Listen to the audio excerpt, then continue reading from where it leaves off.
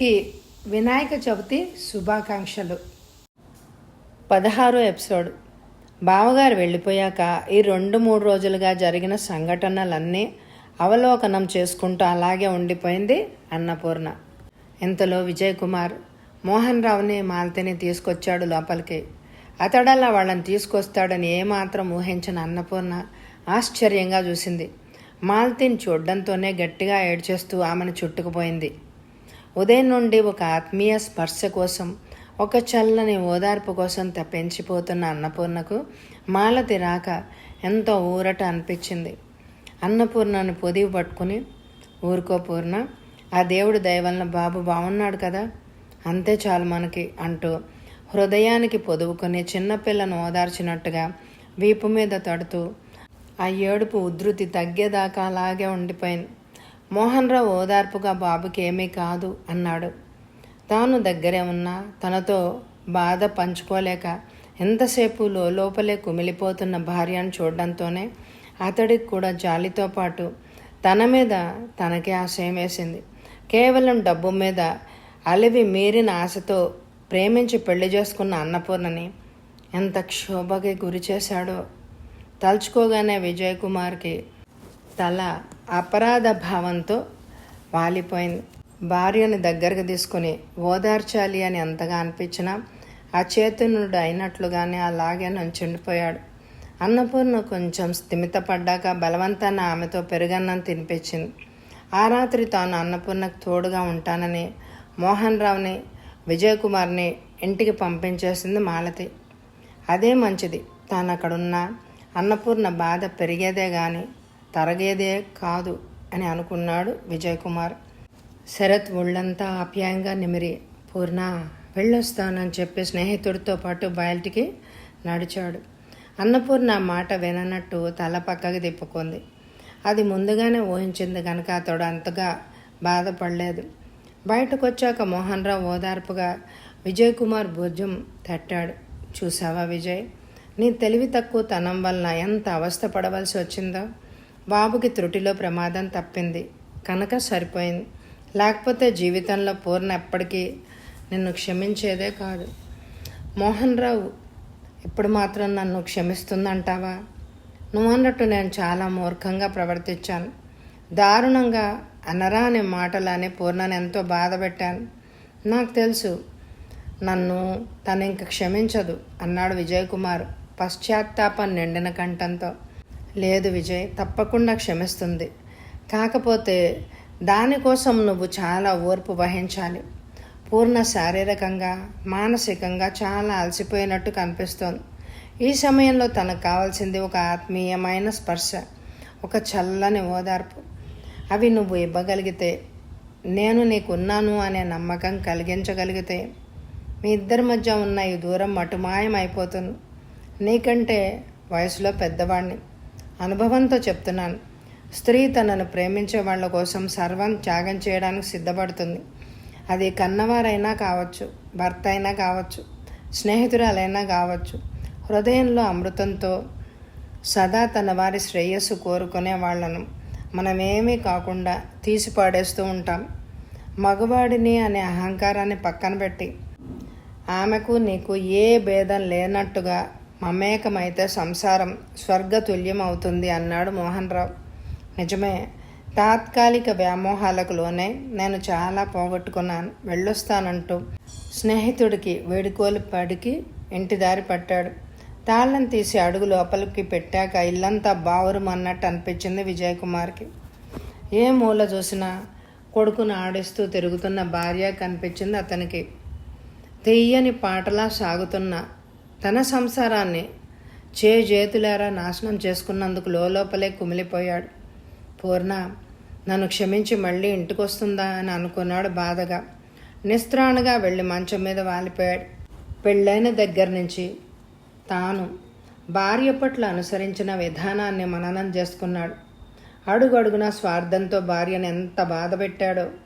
Emotional బ్లాక్మెయిలింగ్తో ఆమెను తన దారికి తెచ్చుకొని ఎన్నిసార్లు తన మాటే చెల్లెలా చేసుకున్నాడో గుర్తుకొస్తున్న కొద్దీ సిగ్గుతో కుచించుకుపోయాడు.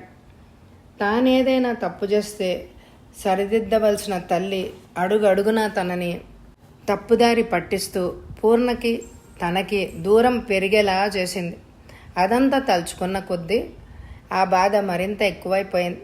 ముఖ్యంగా తన కన్న కొడుకుని పొట్టను పెట్టుకునేందుకు తన తల్లి చేసిన పనిని అతడు క్షమించలేకపోయాడు. ఇక జన్మలో తల్లి ముఖం చూడకూడదు అనే మనసులో నిర్ణయించుకున్నాడు. అలా అనుకోగానే అతడి మనసు కొంచెం శాంతించింది. మర్నాడు ఉదయమే లేవడంతోనే కాలకృత్యాలు తీర్చుకొని పాలు కాచి ఫ్లాస్క్లో పోసి దారిలో హోటల్లో టిఫిన్ పార్సిల్ చేయించుకుని హాస్పిటల్కి వెళ్ళాడు విజయ్ కుమార్. అతడు వెళ్ళేసరికి అప్పుడే లేచిన శరత్ కేరింతలు కొడుతూ తల్లితో ఆడుతున్నాడు. కొడుకు తేరుకుని మళ్ళీ మామూలుగా ఆడుకుండడం చూసిన అన్నపూర్ణ మనసు ఆనందంతో నిండిపోయింది. అంతవరకు మనసును ఆవరించి ఉన్న బాధంతా మెల్లగా తొలగిపోయింది. నవ్వుతూ కొడుకు వంక చూడసాగింది. ఇంతలో విజయ్ కుమార్ లోపలికి అడుగుపెట్టాడు. అతడిని చూడడంతోనే అన్నపూర్ణ మొహంలో నవ్వు అదృశ్యమైపోయింది. తన చేతిలోని వస్తువులను పక్కన పెట్టి, పూర్ణ, సారీ పూర్ణ, నేను నిన్ను చాలా బాధ పెట్టాను. ఐఎమ్ ఎక్స్ట్రీమ్లీ సారీ అంటూ భార్య చేయి పట్టుకోబోయాడు విజయ్ కుమార్. అతడి చేయి విదిలించుకొని బాబుని మంచం మీద వేసి అక్కడి నుంచి లేచి కిటికీ దగ్గరికి వెళ్ళి నుంచుంది. కంట్లో సుడులు తిరిగే నీళ్లను అతడు చూడకూడదు అన్నట్లుగా. భార్య అలా విదిలించుకొని వెళ్ళిపోయినా గతంలో మాదిరిగా కోపం రాలేదు అతనికి. తాను చేసిన తప్పు ముందు ఇది ఏమాత్రం అని అనుకున్నాడు. పోన్లే పూర్ణ, నాతో మాట్లాడడం ఇష్టం లేకపోతే మానే, టిఫిన్ తెచ్చాను, బాబుకి తినిపించి నువ్వు కూడా కాస్త తిను అన్నాడు విజయ్ కుమార్ ఆమె వెనకకు వెళ్ళి నుంచుని. వద్దు, నాకేం వద్దు, నువ్వు నీ తల్లి ఏమిచ్చినా అది విషతుల్యంగానే అనిపిస్తుంది. నువ్వు నా కంటి ముందు నుంచి వెళ్ళిపో, అదే నాకు పెద్ద ఉపకారం చేసినట్లే భావిస్తాను అంది అన్నపూర్ణ కరుకుగా. ఇంతలో రామనాథం అక్కడికి వచ్చాడు. తండ్రి ఉన్నాడని మొండిగా తిరస్కరించదు అనే ఆశతో మళ్ళీ అడిగాడు విజయ్ కుమార్ టిఫిన్ తినమని. మామగారు ముందు బయట పడడం ఇష్టం లేక తప్పనిసరి అతడు తెచ్చిన ఇడ్లీ కొడుక్కు తినిపించి తాను కూడా తిన్నది. డాక్టర్ గారు వచ్చాక తీసుకోవాల్సిన జాగ్రత్తల గురించి అడిగి తెలుసుకున్నాడు విజయ్ కుమార్. పాలల్లో గమాక్సిన్ కలిపినందుకు ఎవరి మీదైనా కేసు పెట్టాలని ఉంటే చెప్పండి, మా వంతు సహకారం అందిస్తాను అన్నాడు డాక్టర్. ఆ మాట వింటూనే అక్కడే ఉన్న మామగారి వైపు చూసింది అన్నపూర్ణ. ఈ వయసులో అనవసరంగా ఆయన్ని ఎంత క్షోభ పెట్టడం అని అనుకుంది. వద్దు సార్, ఏదో మా దురదృష్టం కొద్దీ అలా జరిగిపోయింది, ఏ కేసులు వద్దింకా అంది అన్నపూర్ణ. భార్య మాటలు వింటూనే ఆశ్చర్యంగాను కృతజ్ఞతగాను చూశాడు విజయ్ కుమార్. తల్లి అంత దారుణం చేసిన తండ్రి ముఖం చూసి అదంతా క్షమించిన అన్నపూర్ణను చూస్తుంటే ఆమె హిమాలయమంత ఎత్తుకి ఎదిగిపోయినట్టుగా అనిపించింది విజయ్ కుమార్కి. ఇలాంటి వ్యక్తిన నేను ఇంత క్షోభకు గురి చేసింది అని మనసులోనే సిగ్గుపడ్డాడు. కోడలి పెద్ద మనసుకు రామనాథం కళ్ళు చెమర్చాయి. డాక్టర్ గారు వెళ్ళాక, అమ్మా, నా ఆయుష్ కూడా పోసుకుని బాబు నువ్వు చల్లగా నిండు 100 ఏళ్ళు ఉండండి అంటూ కోడలు తల మీద చేయి వేశాడు. బాబుని తీసుకుని ఇంటికి వెళ్ళిపోయారు విజయ్ కుమార్, అన్నపూర్ణలు. ఇంటికెళ్ళిన వెంటనే బాబుకి పాలు కలిపి పట్టి గబగబా వంట చేసేసింది. ఆ తర్వాత గోరువెచ్చని నీళ్లతో బాబుకి స్నానం చేయించి తను కూడా స్నానం చేసి వచ్చింది. ఆ తర్వాత బ్యాగులో బాబు బట్టలు, తన బట్టలు సర్దుకుని ఓ పక్కన పెట్టింది. పనంతా అయ్యాక బాబుని చంకనేసుకుని కాలేజీకి వెళ్ళి లీవ్ లెటర్ ఇచ్చి వద్దామని బయలుదేరింది. తనతో మాట్లాడకుండా చకచక పనులు చేసుకుపోతున్న భార్య వంక నిస్సహాయంగా చూశాడు విజయ్ కుమార్. అతడు ఎంత ప్రయత్నించినా మాట్లాడలేదు అన్నపూర్ణ. ఇప్పుడు ఎండలో అసలే నీరసంగా ఉన్న పిల్లాడిని తీసుకొని వెళ్తూ ఉంటే ఆగలేకపోయాడు అతను. ఎక్కడికి పూర్ణ ఈ ఎండలో అని అంటూ బాబుని చేతుల్లోకి తీసుకోబోయాడు. వదులు వాణ్ణి, ఇంకా ఏం చేయాలని తీసుకుంటున్నా వాడిని, మీరంతా చేసింది చాలిక, నా మానాన్న నన్ను వదిలే అన్నది అన్నపూర్ణ విసుగ్గా. పూర్ణ, ఏంటిది, నేను చాలా అన్యాయంగా ప్రవర్తించాను, నిన్ను అన్ని విధాలా కష్టపెట్టాను, కానీ వాడి చావు కోరుకునేంత దుర్మార్గుణ్ణి కాను నేను. మా అమ్మ చేసిన దానికి నన్ను బాధ్యుణ్ణి చేయకు ప్లీజ్ అన్నాడు అన్నపూర్ణ చేతులు పట్టుకుంటూ విజయ్ కుమార్. నువ్వు చేసిన దాంతో పోలిస్తే ఇవాళ ఆవిడ కొట్టిన దెబ్బ చాలా చిన్నది, అది ఎంత పెద్దదో చెప్పినా నీకు అర్థం కాదు. ఇంకా నీ నీడ కూడా నేను భరించలేను, వదులు, కాలేజీకి వెళ్ళాలి అంది అతడిని తప్పించుకొని వెళ్ళడానికి ప్రయత్నం చేస్తూ. సరే పద, నేను కూడా వస్తాను నీ వెంట అంటూ బయటకొచ్చి ఇంటికి తాళం పెట్టి బాబుని అందుకున్నాడు విజయ్ కుమార్. రోడ్డు మీద సీన్ క్రియేట్ చేయడం ఇష్టం లేక మౌనంగా అతడిని అనుసరించింది. కాలేజీకి వెళ్ళి లీవ్ లెటర్ ఇచ్చేసి ఇంటికి వచ్చాక గబగబా బాబుకి అన్నం తినిపించి తాను కూడా తిన్నది. పాలు వెచ్చబెట్టి సీసాలో పోసుకుని బట్టలు బ్యాగ్లో తీసుకుని బయలుదేరింది. వెళ్ళిపోతున్న భార్య వైపు నిస్సహాయంగా చూస్తూ, పూర్ణ ప్లీజ్ మరోసారి ఆలోచించు, నేను తప్పు చేశాను కాదన్ను, కానీ నా తప్పుని దిద్దుకునేందుకు నాకు ఒక అవకాశం ఇవ్వు పూర్ణ. ఇంకెప్పుడు నీకు కష్టం కలిగించే పని ఏది చేయను, నన్ను నమ్ము అంటూ అన్నపూర్ణ 2 చేతులు పట్టుకున్నాడు. నమ్మకం అది ఎప్పుడో పోగొట్టావు నాలో. ఎన్నోసార్లు నీ నయవంచన మాటలు నమ్మి మోసపోయాను. ఇంత జరిగాక నిన్నెలా నమ్మమంటావు నన్ను? వదులు, నన్ను పోని అంది పెనుగులాడుతూ. ఇంకా ఎంత చెప్పినా అన్నపూర్ణ వినదని గ్రహించిన విజయ్ కుమార్ తాను కూడా స్టేషన్కి వెళ్ళి ట్రైన్ ఎక్కించి వచ్చాడు. తిరిగి వస్తుంటే అతడికి గుర్తొచ్చింది, అన్నపూర్ణకి తనకి పరిచయం జరిగింది ఈ రైలు ప్రయాణంలోనే. అన్నపూర్ణ ఆనాటి అమాయకమైన మాటలు, బెదురు చూపులు గుర్తొచ్చాయి. తాను చేసిన ఆ చిన్న సహాయాన్ని కొండంతగా ఎంచి తనని ఎంతో మంచివాడిగా తలచి ఆరాధించింది. కానీ తనేం చేశాడు? మంచి మాటలతో ఆ అమాయకురాల్ని వంచించి ఆమె సంపదను దోచుకోవాలి అని అనుకున్నాడు. చివరికి ఇలా తనని ఒంటరిని చేసి వెళ్ళిపోతుంది అని అనుకున్నాడు. ట్రైన్ కదిలాక అన్నపూర్ణకు కూడా అదే సంఘటన గుర్తొచ్చింది. కిటికీలో నుండి అతడు కనిపిస్తుంటే నిర్లిప్తంగా చూసింది. ఎంత అమాయకంగా ఈ నయవంచకుణ్ణి నమ్మి మోసపోయాను అని అనుకుంది. గతం గుర్తుకు రాగా రాజారావు 4 రోజులకు ఒకసారి జీడిగుంట్లో వెళ్ళి తల్లిదండ్రుల్ని చూసొస్తూ ఉంటాడు.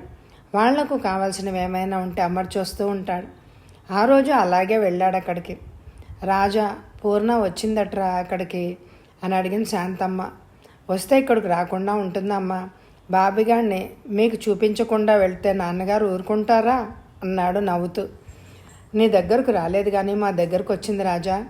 రిటర్న్లో నీ దగ్గరకు వస్తుంది అని అనుకున్నాను, రాలేదన్నమాట అన్నాడు రంగయ్య. ఏంటి నాన్న మీరు అనేది? పూర్ణ ఇక్కడికి వచ్చి వెళ్ళిందా ఒంటరిగానా? ఎందుకు అన్నాడు ఆశ్చర్యంగా. వాళ్ళ ఆయన ఏదో బిజినెస్ పెట్టాలనుకుంటున్నాడు. పొలం అమ్మి 20 లక్షలు ఇమ్మని అడిగిందిరా. దానికి అసలు అలా అడగడమే ఇష్టం లేదు. అతడు అడగమన్నాడు కనుకే వచ్చింది. ఆ డబ్బు తాను తీసుకు వెళ్ళకపోతే ఏమవుతుందోనని కంగారు పడింది. అతడు నీ డబ్బు చూసా, నిన్ను చూసా పెళ్లి చేసుకున్నది అని నేను అడిగాను. పిచ్చి పిల్ల సమాధానం ఏమీ చెప్పలేకపోయింది. పూర్ణ నీ దగ్గరికి వచ్చి నీతో మాట్లాడి ఉంటే మాకు కొంచెం స్థిమితంగా ఉండేది. అది ఇప్పుడు అక్కడ అతడితో ఏం గొడవలు పడుతుందో ఏమో ఆందోళనగా ఉందిరా అన్నాడు రంగయ్య. ఈ వారం రోజులు ఇక్కడికి రాకపోవడం వల్ల నాకు ఇదేం తెలియదు నాన్న. కనీసం చెల్లాయి కూడా ఫోన్ చేసి ఏం చెప్పలేదు. ఎక్కడికొచ్చి వారమైంది కదా, మిమ్మల్ని చూసిపోదామని బ్యాంకు నుండి సరాసరి ఇటే వచ్చాను. సరే, నేను రేపు బ్యాంకుకి సెలవు పెట్టి విజయనగరం వెళ్ళొస్తాను. రేపు ఎంత రాత్రి అయినా ఇక్కడికి వచ్చి విషయం చెప్పి వెళ్తానే అంటూ హడావిడిగా వెళ్ళిపోయాడు రాజారావు. అన్నపూర్ణ వచ్చి వెళ్ళిన దగ్గర నుండి ఆందోళనగా ఉన్న రంగయ్య, శాంతమ్మ జరిగిందంతా కొడుక్కి చెప్పడం వల్ల కొంచెం స్థిమితపడ్డారు. రాజారావు మాత్రం దారి పొడుగునా ఆలోచిస్తూనే ఉన్నాడు. తాను వద్దని ఎంత మొత్తుకున్నా వినకుండా ఈ పెళ్లి చేసుకున్నందుకు చివరికి చెల్లెలు ఎలాంటి పరిస్థితుల్లో ఇరుక్కుందో అని బాధపడ్డాడు. అతడు ఇల్లు చేరుకునేసరికి శరత్ని ఎత్తుకుని వసుంధర గేట్ దగ్గరే కనిపించడంతో పూర్ణ ఎప్పుడొచ్చింది అని అడిగాడు ఆశ్చర్యంగా. ఇప్పుడే వచ్చింది, స్నానం చేస్తోంది, కాస్త చల్లగా ఉంటుంది కదా అని బాబుని ఎత్తుకుని గేట్ దగ్గర నుంచున్నాను. ఇంతలో మీరు వచ్చారు. చూడరా బాబు, మా అమ్మ వచ్చారు. మా అమ్మ అంటూ శరత్ బుగ్గలు పుణికి ముద్దు పెట్టుకుంది వసుంధర. వసు, పూర్ణ ఎలా ఉంది అని అడిగాడు రాజారావు ఆత్రంగా. ఎలా ఏంటి, బాగానే ఉంది, ప్రయాణం చేసి వచ్చింది కదా, కొంచెం అలసటగా ఉంది అంతే అంది వసుంధర. సరేలే అంటూ బట్టలు మార్చుకుని తాను స్నానానికి వెళ్ళాడు. పిల్లలిద్దరూ పరీక్షలు కనుక చాలా దీక్షగా చదువుకుంటున్నారు. అన్నపూర్ణ స్నానం చేసి వచ్చి మేనల్లుళ్ళ దగ్గర కూర్చుంది. ఇప్పుడే ఏం చదువుతున్నారా అంటూ పుస్తకం చేతిలోకి తీసుకుంది. ఇంతలో రాజారావు కూడా స్నానం చేసి వచ్చాడు. ఏ అమ్మా, ఫోన్ చేస్తే స్టేషన్కి వచ్చేవాడిని కదా అన్నాడు రాజారావు. అనుకోకుండా బయలుదేరానన్నయ్య, అందుకే ఏం చేయలేదు. అయినా ఈ ఊరు ఏమైనా కొత్త నాకు అంది చిన్నగా నవ్వుతూ. కానీ ఆ నవ్వులో ఏమాత్రం జీవం లేదని గ్రహించిన రాజారావు భారంగా నెట్టూడ్చాడు. భోజనాలు అయ్యాక స్థిమితంగా కూర్చున్నారంతా. పిల్లలిద్దరినీ కనుసైగతో లోపలికి పంపించాడు రాజారావు. ఇప్పుడు చెప్పమ్మా, ఏం జరిగిందో అని అడిగాడు. ఏం జరగడం ఏంటన్నయ్య అంది అన్నపూర్ణ పేలవంగా నవ్వుతూ. నా దగ్గర దాచకమ్మా, నాకంతా చెప్పారు నాన్న. ఏం జరిగిందో చెప్పు అన్నాడు. దాంతో నీళ్ల కుండ బద్దలైనట్టు గొల్లున ఏడుస్తూ రాజారావుని చుట్టేసింది పూర్ణ. అన్నయ్య, నేను చాలా దారుణంగా మోసపోయానన్నయ్య. మీరంతా నా మేలుగోరి ఎంతగానో చెప్పారు ఈ పెళ్లి చేసుకోవద్దని. కానీ నేనే మూర్ఖంగా నీ మాటలు తోసిపుచ్చాను. అందుకే ఈరోజు అనుభవిస్తున్నాను అంటూ పెళ్ళి అయిన దగ్గర నుంచి జరిగిన సంగతులన్నీ దాచకుండా చెప్పింది. అవన్నీ ఒక ఎత్తు అన్నయ్య. నిన్న మా అత్తగారు బాబుని చంపాలని చూడడం ఒక ఎత్తు. తట్టుకోలేకపోతున్నానన్నయ్య ఈ బాధ అంది అన్నపూర్ణ ఇంకా ఏడుస్తూ. అదేంటి పూర్ణ, ఈ 2 ఏళ్లుగా ఇంత నరకం అనుభవిస్తూ మాతో ఒక్క మాట కూడా చెప్పలేదు. ఎందుకని? ఎలా భరించావమ్మా ఇదంతా అంటూ వసుంధర తాను కూడా కన్నీరు కారుస్తూ అన్నపూర్ణని పొదివి పట్టుకుంది. చెప్తే నాతో పాటు మీరు కూడా బాధపడతారని చెప్పలేదు, కానీ ఎంత దారుణానికి ఒడికడతారని నేను అనుకోలేదు అన్నయ్య అంది అన్నపూర్ణ. చాలా తప్పు చేశావమ్మా. మొదట ఈ సమస్య మా దృష్టికి తెచ్చి ఉంటే పరిస్థితి ఇలా ఉండేది కాదు. ఆ విజయకుమార్ మాతో ప్రవర్తించిన తీరు చూసి సంస్కారవంతుడే అనుకున్నాం. పెళ్లికి ముందు నేను ఊహించిందంతా అబద్ధమైందని ఎంతో సంతోషించాను. కానీ చివరికి అదే నిజమై కూర్చుందా అన్నాడు బాధగా. ఆదర్శాలు ముసుగులో మనందరినీ నమ్మించి దగా చేశాడన్నయ్య. బాబుకి ఇలా అయ్యాక కాళ్ళ వేళ్ళ పడి బ్రతిమలాడాడు. కానీ ఇంకా అతడు మొహం చూస్తూ అక్కడ ఉండాలి అని అనిపించలేదు అంది అన్నపూర్ణ. మంచి పని చేసావమ్మా. నీ ప్రాణాలకు రక్షణ లేకపోయాక ఇంకెందుకు అక్కడ అన్నాడు తీవ్రంగా చూస్తూ. కానీ అమ్మా నాన్నలతో ఈ విషయాలన్నీ ఎలా చెప్పాలో బోధపడడం లేదు. ఇదంతా తెలిసి వాళ్ళెంత కుమిలిపోతారో అంది అన్నపూర్ణ బాధగా. ఏం చేస్తామమ్మా, తప్పదు కదా. నువ్వెలా ఉన్నావో అని చాలా బెంగపడిపోతున్నారు. మొన్న నువ్వు వచ్చి వెళ్ళిన దగ్గర నుండి ఒకసారి వెళ్ళి చూసి వచ్చేద్దాం అన్నాడు రాజారావు. అయినా ఆమె తల్లిదండ్రుల దగ్గరికి వెళ్ళేందుకు ఏ మాత్రం సంసిద్ధత చూపలేదు. ఆ మూర్ఖుడు డబ్బు కోసం వెళ్ళమని చెప్పగానే నేను ఎలా వెళ్ళాను అక్కడికి అనే అపరాధ భావన అన్నపూర్ణ మనసును ఉక్కిరి బిక్కిరి చేసేస్తోంది. అది గ్రహించిన వసుంధర, పూర్ణ, జరిగిన దానిలో నీ తప్పు అణువంత కూడా లేదు. జరిగిన దానిని గురించి అదే పనిగా ఆలోచించి బాధపడకు. ఏది ఎలా జరగాలని రాసి పెట్టుంటే అది అలా జరుగుతుంది అంది వసుంధర ఓదార్పుగా అన్నపూర్ణ తల నిమురుతూ. మొన్నాడు ఉదయం రాజారావు బ్యాంకుకి, పిల్లలు స్కూల్కి వెళ్ళాక వసుంధర అన్నపూర్ణ కలిసి జీడిగుంట్లో వెళ్ళారు. తలమని తలంపుగా వచ్చిన కూతుర్ని, కోడల్ని చూసి ఆశ్చర్యపోయారు. ఆప్యాయంగా మనవణ్ణి అందుకున్నాడు రంగయ్య. శాంతమ్మ కూతురు వంక పరిశీలనగా చూస్తూ, ఏంటమ్మా ఈ 4 రోజుల్లోనే అలా అయిపోయావు అంది బాధగా. ఆ పలకరింపుతో ఆగలేనట్టు తల్లిని చుట్టేస్తూ, అమ్మా మీరు చెప్పిందే కరెక్ట్ అమ్మా. మీరంతా వద్దని ఎంత చెప్పినా వినకుండా ఈ పెళ్లి చేసుకున్నందుకు అనుభవిస్తున్నాను అంటూ పెద్ద పెట్టున ఏడ్చేసింది. కూతురి ఏడుపు చూడడంతోనే రంగయ్యకి గుండె పట్టేసినట్టయింది. కూర్చున్న చోటు నుంచి లేచి అన్నపూర్ణ దగ్గరికి వెళ్ళి అమ్మా అంటూ పొదివి పట్టుకున్నాడు. వసుంధర వచ్చి మామగారి చేతిలోని బాబుని అందుకుంది. తర్వాత జరిగిందంతా అత్తమామలకు క్లుప్తంగా చెప్పింది వసుంధర. ఆవేశాలకు ఎంతో దూరంగా ఉండే రంగయ్య కోపంతో పళ్ళు కొరుకుతూ, ఇంత పని చేస్తారా దుర్మార్గులు, వాళ్ళంతా చూస్తాను ఇప్పుడే అన్నాడు ఆవేశంగా. వద్దు నాన్న, ఇక వాళ్లతో మనకి పని అంటే, ఇకపై ఎట్టి పరిస్థితిలోనూ వాళ్ళ ముఖాలు నేను చూడను అంది అన్నపూర్ణ. మరి నీ ఉద్యోగం ఈ మధ్య పర్మనెంట్ అయింది కదా, ఎలా వదిలేసుకుంటావు అంది శాంతమ్మ. బ్రతికే కాలిపోయాక ఇంకా ఉద్యోగం పట్టుకొని వేళ్లాడతావేంటమ్మా? ఏ ఉద్యోగం లేకపోతే బ్రతకలేవా? నేను నాన్న అంత చేవ చచ్చి ఉన్నామనుకున్నావా అన్నాడు రాజారావు ఆగ్రహంగా. బ్యాంకుకు వెళ్ళిన అతడు మనసు స్థిమితం లేకుండా పోయింది. అందువల్ల సెలవు పెట్టి తాను కూడా జీడిగుంట్లో వచ్చేశాడు. నిన్న సాయంత్రం చెల్లెల్ని గురించి తండ్రి చెప్పిన దగ్గర నుంచి అతడి మనసులోనే లేదు. ఆ తర్వాత అన్నపూర్ణ రావడం, జరిగిందంతా చెప్పడంతో పూర్తిగా పాడైపోయింది. కొడుకుని చూసి, రంగయ్య, ఎందుకురా సెలవులన్నీ ఇలా వాడేసుకున్నావు? రేపేదైనా అవసరం వస్తే ఎలా? సాయంత్రం వస్తే సరిపోయేది కదా అన్నాడు. ఉండలేకపోయాను నాన్న. పూర్ణ పుట్టింటి దగ్గర నుండి మనమంతా ప్రాణమొక ఎత్తుగా పెంచుకున్నాం. దానికి ఇలా జరిగింది అని వినడంతోనే నా నవనాడులు కుంగిపోయాయి నాన్న అంటూ చిన్న పిల్లాళ్లాగా మొహంలో చేతులు కప్పుకొని ఏడ్చేశాడు. కొడుకుని అలా చూడడంతోనే శాంతమ్మ మనసు కూడా ద్రవించిపోయింది. ఒక్క ఉదుటిన రాజారావు దగ్గరికి వెళ్ళి ఓదార్పుగా అతడి తల నిమురుతూ, ఊరుకో నాన్న, కష్టాలు వచ్చినప్పుడే ధైర్యాన్ని కూడగట్టుకొని నిలబడాలి. అప్పుడే దాన్ని ఎదుర్కొనేందుకు శక్తి సమకూర్చుకోగలుగుతాం. చెల్లెలకి ఏం లోటురా? నీలాంటి అన్నదానికి వెన్ను దన్నుగా ఉండగా ఆ పైన తల్లిని మించిన తల్లిలాగా వసుంధర దాన్ని కడుపులో పెట్టుకొని కాపాడుతోంది అంది ఆర్ద్రంగా. అన్నపూర్ణ అన్నగారి వైపు కన్నీళ్లతో చూస్తూ ఉండిపోయింది. నేను అనాలోచితంగా తీసుకున్న నిర్ణయం, చేసిన తప్పు నా కుటుంబ సభ్యులందరినీ అంత రంపకోతకు గురిచేస్తుందని అనుకోలేదు. వసుంధర అందరికీ నచ్చజెప్పి ఎలాగో ఆ పూట అన్నాలు తినేలా చేసింది. మనవడి గురించి ఏ కబురు తెలియలేదనే ఆందోళనతో చిన్న కొడుకు ఇంటికి వచ్చాడు. రామనాథం తలుపు తీసే ఉండడంతో లోపలికి వెళ్ళాడు. ఇల్లంతా చీకటిగా ఉండడం చూసి లైట్ అయినా వేసుకోకుండా, చీకట్లో ఏం చేస్తున్నారా మీరు అంటూ స్విచ్ నొక్కాడు. ఒక్కసారి గదంతా వెలుతురు పరుచుకుంది. సోఫాలో గడ్డం పెరిగిపోయి ముఖమంతా పీక్కుపోయి నీరసంగా కనిపిస్తున్న చిన్న కొడుకుని చూడడంతోనే అతడికి మతి పోయినంత పనైంది. ఏంట్రా అలా అయిపోయావు? ఒంట్లో బాగుండడం లేదా?